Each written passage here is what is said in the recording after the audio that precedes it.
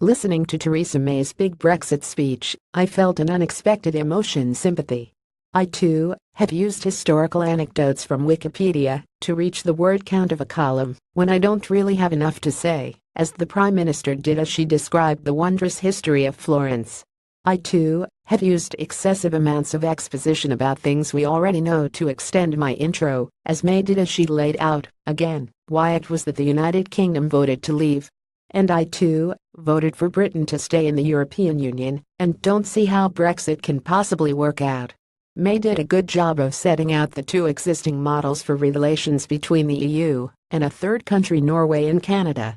On the one hand, you have Norway, still in the single market and subject to many of the European Union's rules, with all the benefits of the four freedoms for capital, goods, services and people. But unlike a full member of the European Union, they have no ability to shape European directives, they must simply follow them. There are two big problems with this approach for the United Kingdom, though. The first is that one of the big drivers of the referendum result was opposition to the free movement of people, and you can't achieve that in the single market. The second, as May set out in her speech, is that going from being an active member of the European Union, setting the rules of the EU, to simply following them could not work for the British people.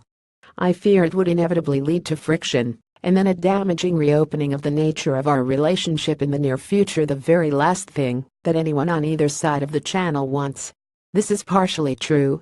The inconvenient truth for the political class in general, and the Conservative Party in particular, is that actually, most British voters would accept a lasting loss of sovereignty to the European Union in return for an economically pain-free Brexit that allowed an end to the free movement of people.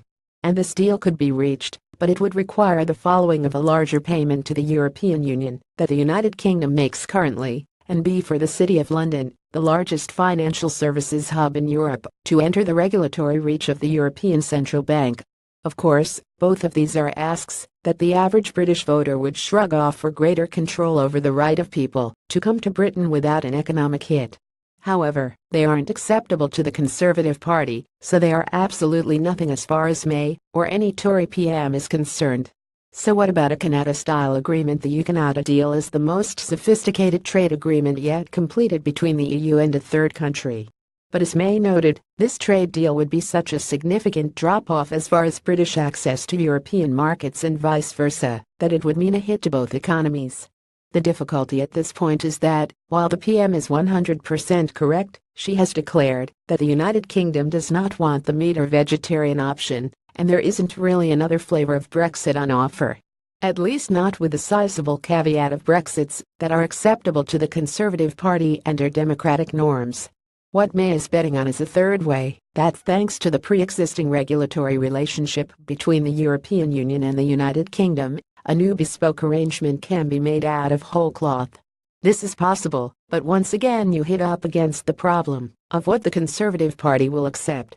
May's call for a transition period is hugely sensible, but the proposal of taking just 2 years to negotiate a trade agreement, particularly one largely covering services, which makes up the bulk of the British economy and is one of the most difficult subjects in trade agreements, only makes sense if your overriding priority is how long will it take before people around me start getting nervous and calling for my head. And thanks to the demands of domestic politics on politicians elsewhere in the European Union, and bureaucratic inertia in the structures of the EU, such an arrangement may not even be possible.